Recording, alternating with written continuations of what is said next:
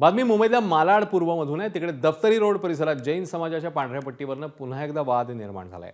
या प्रकरणी मनसेने आक्रमक भूमिका घेत पांढऱ्या पट्टीवर लाल रंगाने जाहीर निषेध लिहित आंदोलनात्मक पवित्रा घेतला. मनसेचे विभाग अध्यक्ष महेश फरकासे आणि कार्यकर्त्यांनी ही कृती केल्यावर परिसरात काही काळ तणावाचं वातावरण पाहायला मिळालं.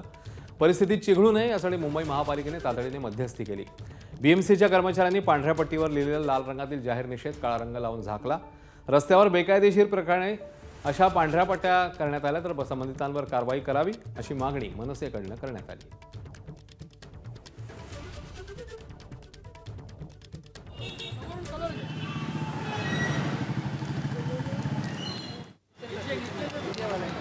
गेट से मारा, गेट वरून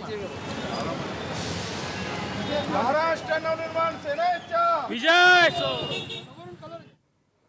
बोरिवली पश्चिमेतील चंदावरकर रोडवर रस्त्यावर रंगवण्यात आलेल्या पांढऱ्या पट्ट्यांवरनं पुन्हा एकदा वाद निर्माण झाला.